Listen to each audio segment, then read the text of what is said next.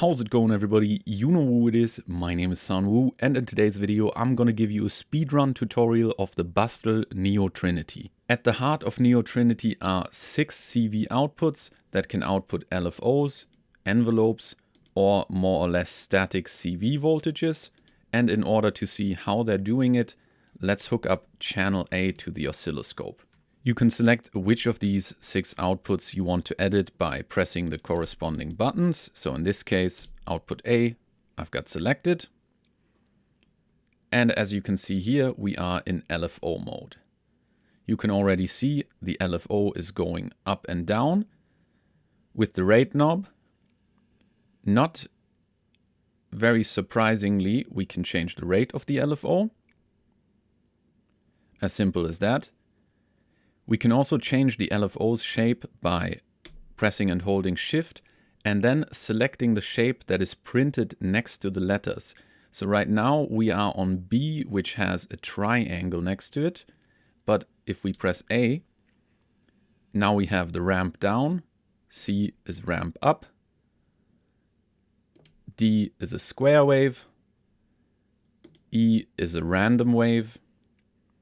And now let's go back to B, which is the triangle, because if we press Shift and F, we can smoothen out this triangle and make it a sine wave. So if F is highlighted, that means our wave is smoothened, which then goes for all the waveforms. So let's select the ramp down. And now we have a smooth ramp down, smooth ramp up, smooth random, and so on and so forth. Then we have envelope, in which of course we can output envelopes on output A. And for now we've got a static line because we have to trigger the envelope by pressing Shift and then Rec. This lets us input manual triggers, which right now are not recorded, but we're going to get into recording in a bit. And if I press and hold Shift, again, you will see that a different letter is highlighted. That's because my envelope shape right now is a square wave, because next to the D there's a square. If I select A, we will have the decay envelope. And we can change the length of the envelope again with the rate knob. So now we've got a longer decay.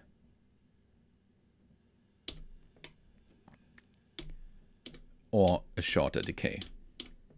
Apart from the square and the attack envelope, we've also got a more flexible envelope that changes its behavior depending on the rate. So it switches from a decay envelope to an attack envelope on this side, depending where you have your rate knob set. We also have an attack envelope. Again, Shift and C is the attack envelope, which is short on the left and gets longer clockwise. So for the envelope, we've got these 4 shapes here. If you hold Shift and press E, that means that the envelope can now be re-triggered when E is highlighted. So for that, let's select the decay envelope and trigger it. If I hit it quickly in succession, you can see the envelope is being re-triggered. If I press Shift and unhighlight the E, this is not possible. So I can't re-trigger my envelope now. And again, if I highlight it, it's possible to re-trigger it. The Shift F function in envelope mode has implications when triggering the envelopes through the inputs or when recording triggers into the sequencer, because it allows you to have a hold portion in your envelope rather than just attack and decay. Because right now we only have attack and decay, or in this case only decay. But if I record something into the sequencer, it will have a hold portion for as long as I held the notes. Let's delete that quick. Now let's put channel A into CV mode. And as you can see, we've got a static voltage here that now we can change with the rate knob.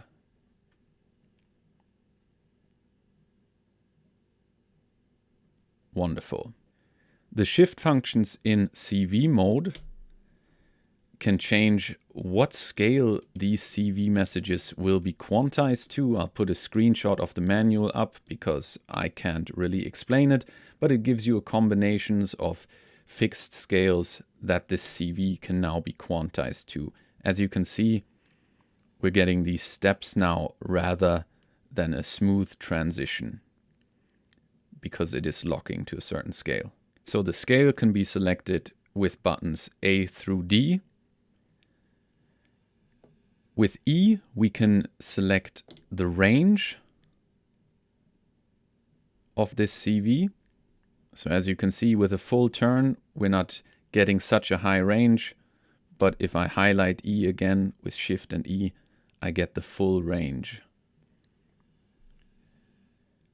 And once again, Shift and F will smoothen out the transitions between the notes. So that's how signals are generated, but now let's have a look at the sequencer. As I mentioned before, each of the 6 outputs have their own sequencer track, and each of these sequencer tracks can have a different length from one another. We can change the length by pressing the rec button, which says length here, and then selecting 2 steps, 4, 8, 16, 32, or 64 steps. Let's make it 16 steps for now. The sequence is clocked by the internal clock of Neo Trinity, which you can see flashing here. We can access the clock by pressing the clock button, and now the rate knob will change the clock of our sequence. As you can see, it's flashing quite slowly right now and is getting faster now. To get out of the clock, we can press clock again. Let's record a simple sequence. You can record knob movements by holding rec and turning the rate knob. We saw that before. Wonderful. We can delete this movement by double pressing rec. Super easy and intuitive. Now there's no recorded movement. We can also, let's turn this a bit slower. We can also press rec and shift in order to re-trigger this LFO. And also these triggers are now recorded. So we basically have 2 different things that we can record. Knob movements by pressing rec and turning the rate knob, or triggers by holding rec and pressing the shift button. We can delete the trigger signals as well by double pressing shift. So now we only have the recorded knob movements. And again, if we double press rec, those will also be deleted. And now we get a steady LFO. And again, if we want to re-trigger the LFO or envelopes or whatever without recording it, we press shift first and then hit rec. This will give us a preview of the re-triggering without recording it into the sequencer. Let's take this output and patch it into a kick drum and choose the envelope mode to see what else we can do with this. So now we are in envelope mode, and let's record a few manual triggers into the sequence.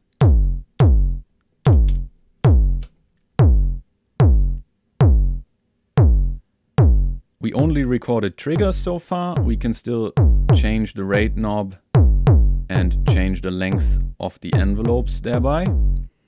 But we can also record the knob movement. And then we got variable envelopes, which of course right now don't make a difference to the kick drum because it's just being triggered and not affected by the envelope length, but you get the idea.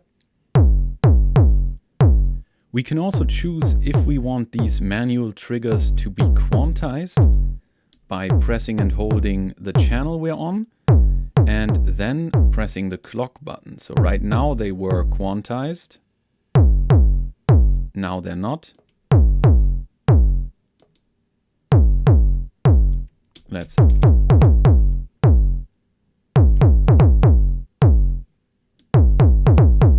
quantize them. and unquantized again.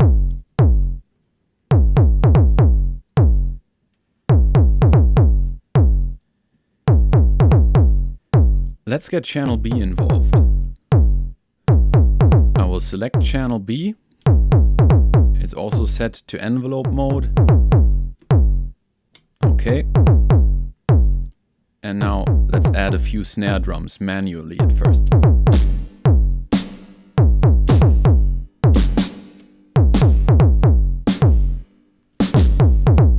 That's terrible, but it's okay. Again, holding B and pressing clock will unsync it or unquantize or quantize it. But what else can we do? So we can again change the sequence length, for example, to 32 steps. So now we had a longer bit of silence there. But now let's delete track B basically completely and have Neo Trinity enter steps for us. That can be done by pressing and holding RACK and Shift and keeping them pressed. And now there are different modes for entering steps manually. Selecting A will give us a variation of kick drum patterns, or that would be usually useful for kick drums.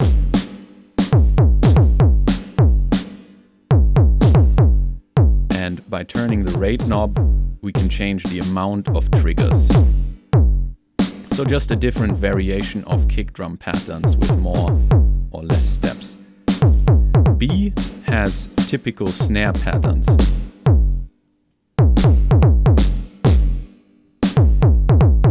C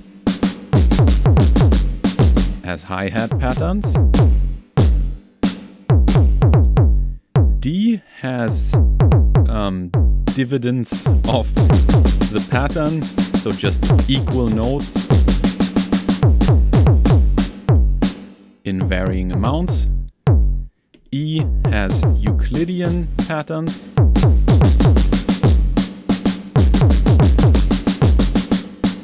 And F has random patterns. But let's put it back to snare, select a pattern, and do the same for channel A, which is our kick drum. Select kick drum patterns, RACK and Shift, and now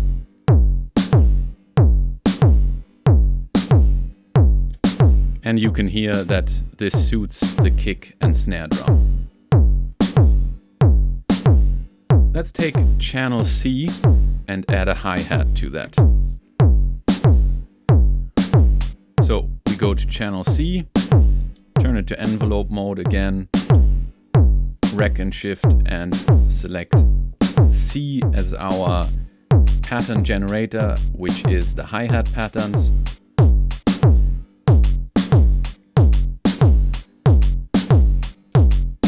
And we got our reggaeton rhythm going.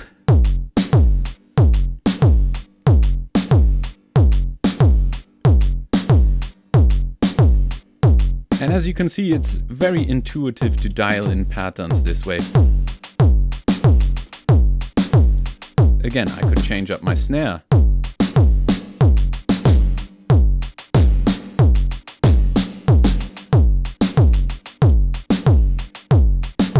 Or kick drum patterns.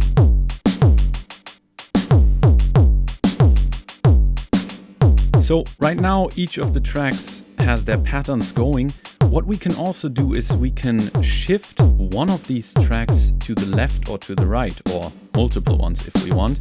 But in order to shift a track, you gotta select the track. So in this case, the hi-hats. Again, press these two buttons and then press this button, the mute button, or the clock. You can see they have a minus and a plus next to them. So now we will shift it to the left. If we press here,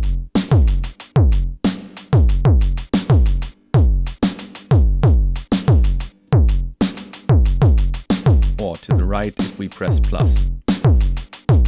Let's do the same for the snare.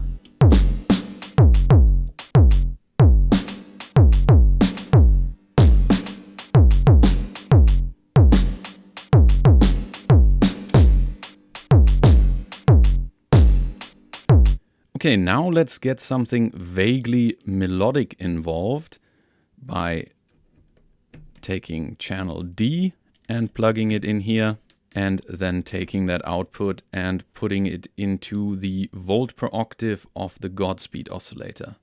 Then I'm going to take the Godspeed's output and put it in the Icarie, and then we take the Icarie's output and put it into the mixer.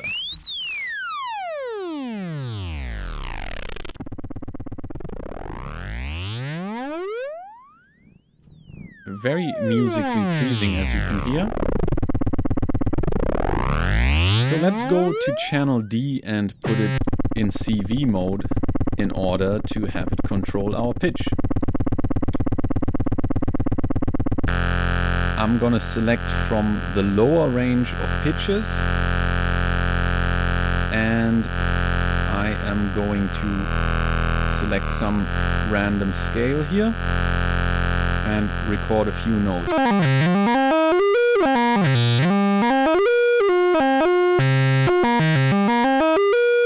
And you can hear that we already got a pitched sequence going.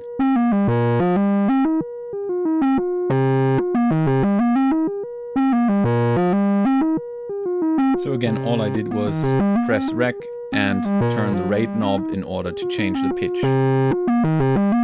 I could also record over this again by pressing Rec and then turning a knob.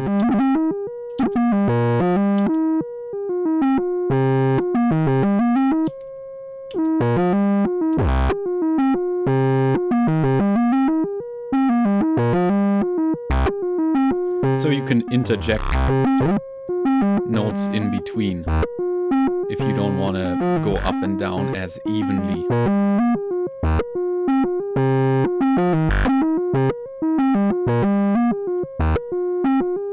And again, we can also smoothen out these voltages if we wanted to by pressing Shift and F, which doesn't sound as cool to my ears. And with Shift and E, we can increase the range, which might also not be as useful right now. And together with the drums,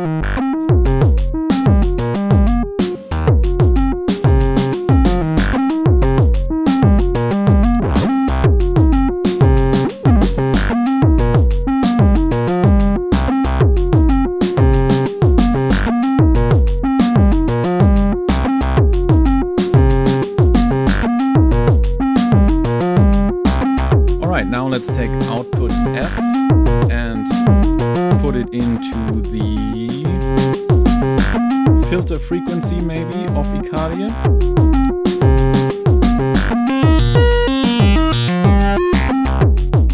Let's select channel F. Turn it into unipolar LFO.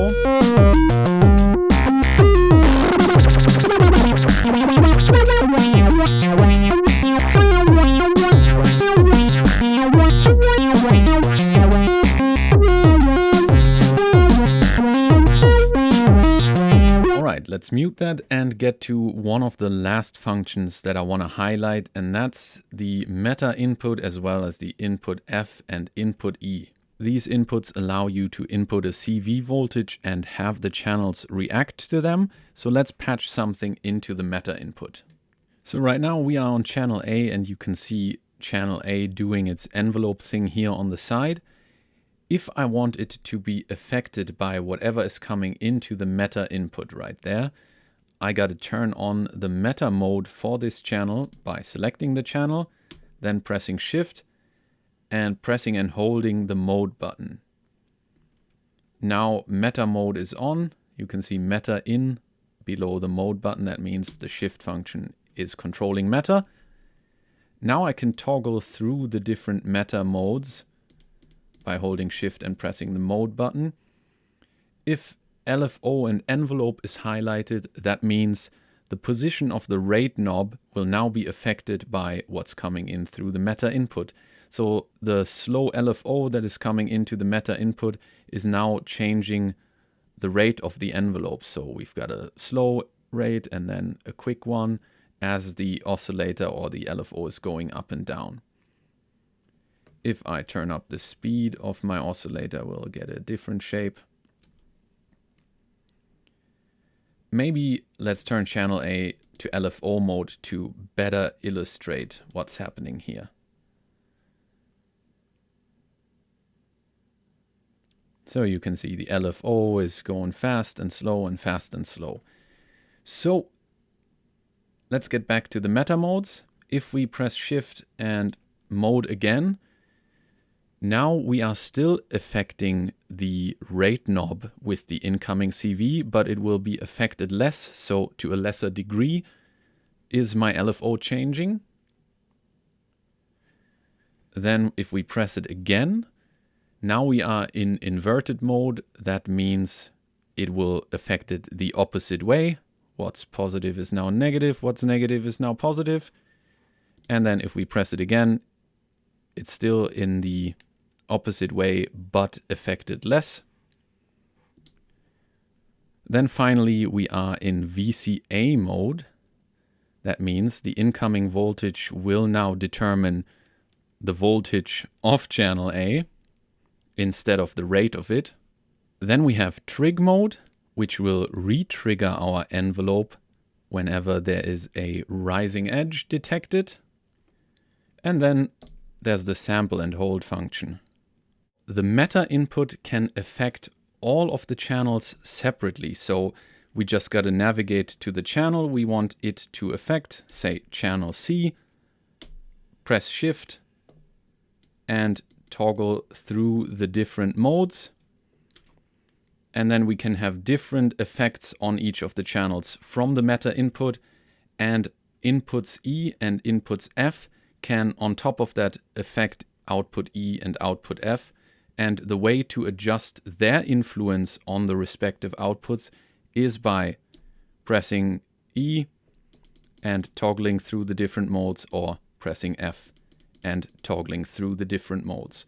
So not only can outputs E and F be affected by their respective inputs, but by the meta input as well at the same time. And one interesting thing is that this input mode allows us to play a channel that is in LFO mode as an oscillator. So let's do that with channel A that we're seeing right now. It is already set to LFO. Now let's take the output of that and patch it into Icarie. And let us hear that output. So now we've got an LFO on output A. If we turn up the rate, we can even hear it. And now if we wanted to change its pitch from whatever is coming through the meta input, we turn meta mode on. And now the LFO is affecting output A's pitch. But since this is a little bit random, let's select whatever we had coming from output D earlier was a pitched sequence that was going into the Godspeed. Let's send that into the meta input.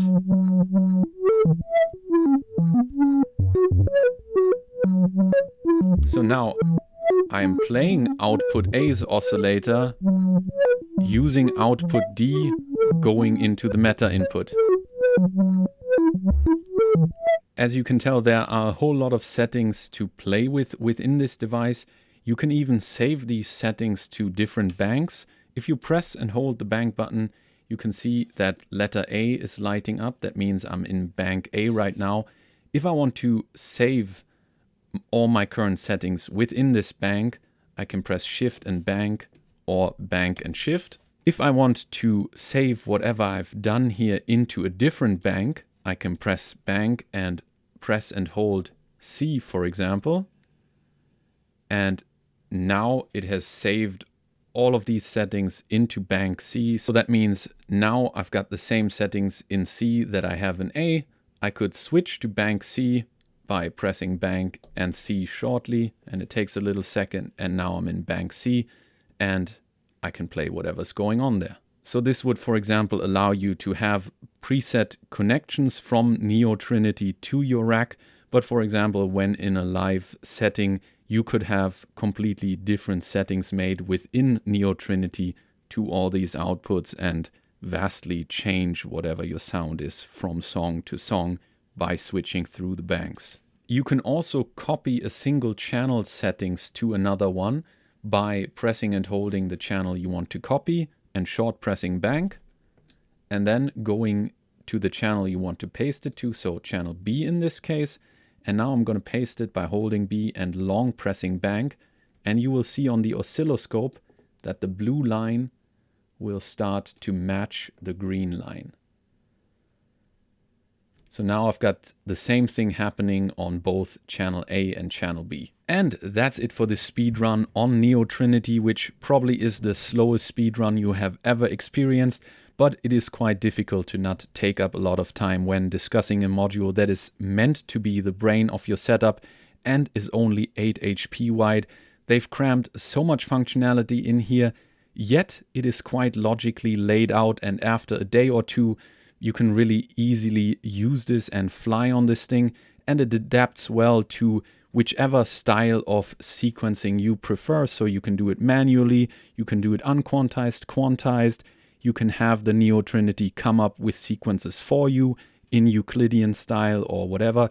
So it's a really adaptable module that can definitely fit in anyone's rack. And of course, I was only scratching the surface, so if you want more in-depth videos on this module, I recommend your pal Wes on the Softer channel, as well as BASTL's tutorials. They have made great videos on those that go into more depth. And with that being said, thank you very much for watching the video. Thanks to BASTL for sending this over to me, I really appreciate it. Great job once again, I really love BASTL modules. Always a pleasure to work with, and they just look amazing, don't they? Anyway, hope you have a nice time making music. See you in the next video. Until then, have a wonderful time. Peace.